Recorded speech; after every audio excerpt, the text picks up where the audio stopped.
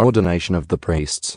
Then the Lord said to Moses, "Bring Aaron and his sons, along with their sacred garments, the anointing oil, the bull for the sin offering, the 2 rams, and the basket of bread made without yeast. And call the entire community of Israel together at the entrance of the tabernacle."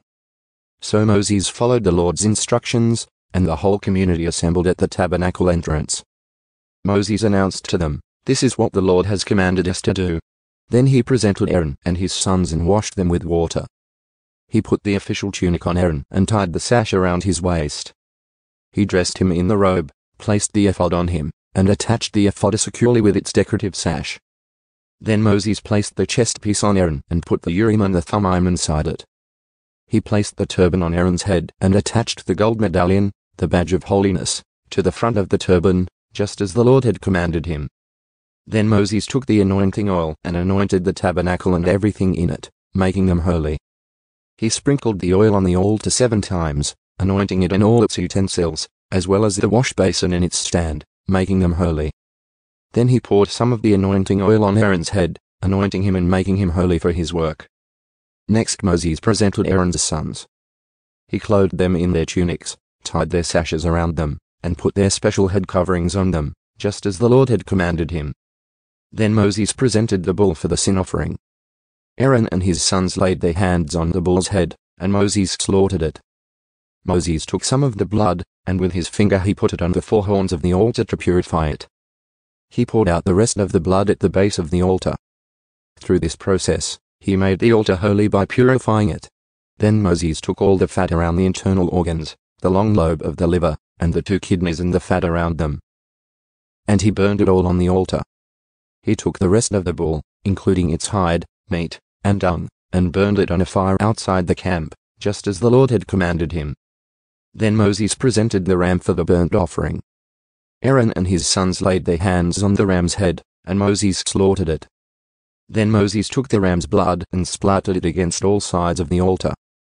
Then he cut the ram into pieces, and he burned the head, some of its pieces, and the fat on the altar. After washing the internal organs and the legs with water, Moses burned the entire ram on the altar as a burnt offering. It was a pleasing aroma, a special gift presented to the Lord, just as the Lord had commanded him. Then Moses presented the other ram, which was the ram of ordination. Aaron and his sons laid their hands on the ram's head, and Moses slaughtered it. Then Moses took some of its blood and applied it to the lobe of Aaron's right ear, the thumb of his right hand, and the big toe of his right foot.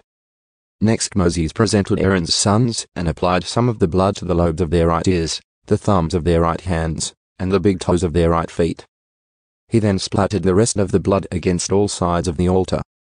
Next Moses took the fat, including the fat of the broad tail, the fat around the internal organs, the long lobe of the liver, and the 2 kidneys and the fat around them, along with the right thigh.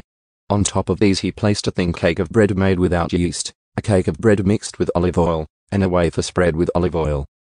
All these were taken from the basket of bread made without yeast that was placed in the Lord's presence.